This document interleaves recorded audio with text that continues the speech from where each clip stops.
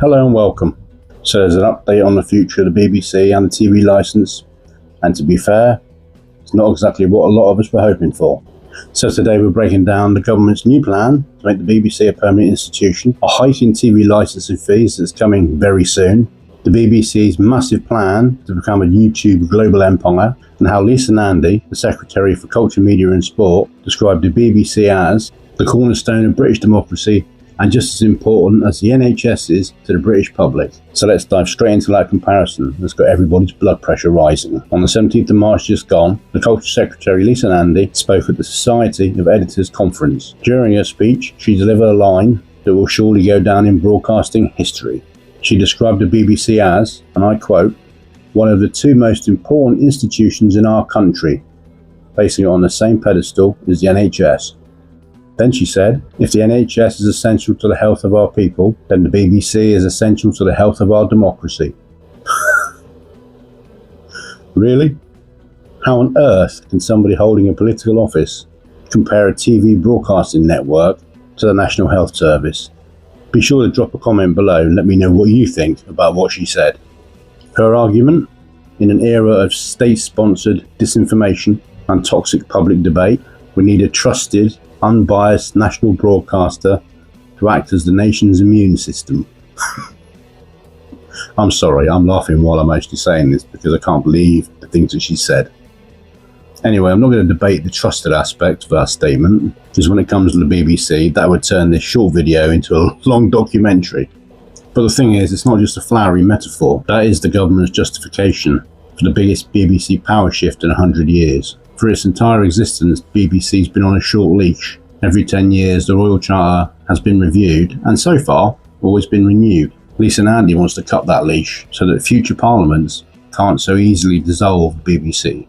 She's also confirmed that she wants to make the current charter renewal the last of its kind, because the government want to move into granting the BBC a permanent, ongoing Royal Charter that doesn't need a review every 10 years. That's going to include licensing fees as well, isn't it? Fundamentally, this means that the BBC will no longer face an existential threat every 10 years. It moves from being a guest in our living room, should we decide to watch it, to being a permanent, fundamental fixture of our country, like the Bank of England, or in Lisa Nandy's words, the NHS. This will future-proof the institution against culture wars and political interference. Political interference. But let's be real, by removing the 10-year kill switch, the government is basically saying the BBC is now too essential to our country's democracy to ever be questioned again on its existence, and of course, as a public-funded corporation. Because remember, you pay for it. So basically what Lisa Nandy is trying to do is fix the TV licence tax for eternity. While we're on the topic of paying, if you were hoping the licence fee was going, a relic of the past, a subscription service coming in, it's not. The Department for Culture, Media and Sport, Lisa Nandy, has confirmed from April the 1st this year, 2026, the colour TV licence cost is rising to £180 a year. That's a £5.50 jump, and despite the government's recent Green Paper consulting on what they're going to do with the BBC Royal Charter, Britain's Story, The Next Chapter, which was supposed to be looking at fairer funding, they are signalling to us that the current model with a TV licence that you have to pay for is likely to be locked in way beyond 2028. In a world where many people's cost of living is currently becoming highly unmanageable, if you want to watch live TV or BBC iPlayer, then the licence fee is likely here to stay and not coming down anytime soon. Plus, the BBC have realised their ratings are dropping and the licence fee collections are plummeting. So they've done what any good business would do. They branched out on YouTube.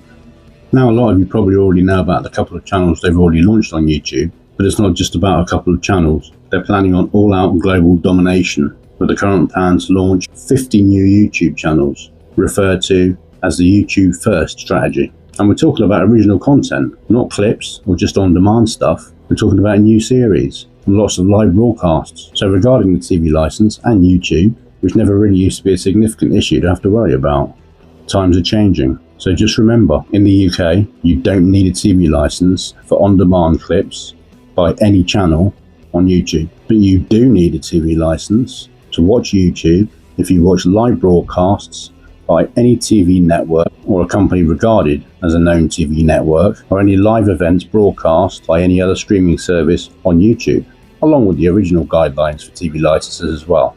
Regarding TV licenses, I've put a card link up on the screen there that'll take you to another video about what you can and can't watch if you do or don't pay for a TV license. But fundamentally, BBC iPlayer and Live TV Anywhere, they expect you to have a TV license, even on YouTube now. On-demand and non-recognised TV networks, like me, even if I was doing a live broadcast, it wouldn't matter. You wouldn't need a TV license.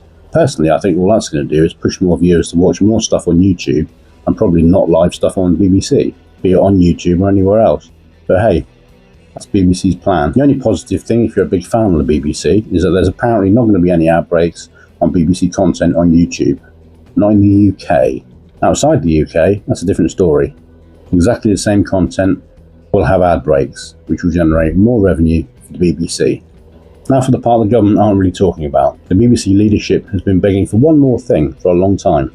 Something to make them truly independent from the government. They want to put an end to political appointees as board members for the BBC. Because currently the government still gets to handpick some of the board members, and they normally appoint politicians. Now from my perspective, that does create a bias to have politicians picked by a government party sitting as board members on a national broadcaster. To me, it looks like state control of the media, but hey, I'm sure they can explain it away and they've got justification for how they do it, and they'll probably have some sort of contingency in place if they're challenged about bias and interfering in the media. But in fairness, the BBC's own submissions to the Charter Review do call for an end to be put to this. They argue if you want a neutral defence against state actors without any political influence, you need to remove the politicians from the boardroom. And to be fair, that's exactly what I think. I think whoever suggested that from the BBC is exactly right. However, there's been no response from the government concerning this issue, so it looks like politicians are still going to be on the board of the BBC. The question is, are they unbiased, or are they steering the ship in certain directions when they feel like it? So, Lisa Nandy, the Culture Secretary, has got big plans for the BBC and the Royal Charter renewal. We're getting a permanent BBC, a fee hike to £180 a year from April 2026, and politicians as board members, all orchestrated by a government that's raising taxes and crippling the public. Don't forget to let me know in the comments, is the BBC really as important as the NHS? Are they the cornerstone of British democracy? Or are they a corrupt, state-manipulated influencer peddling propaganda by the government at the taxpayer's expense? And of course, don't forget to hit subscribe for more updates like this. No TV licence required for my channel. See you in the next one. Thanks for watching.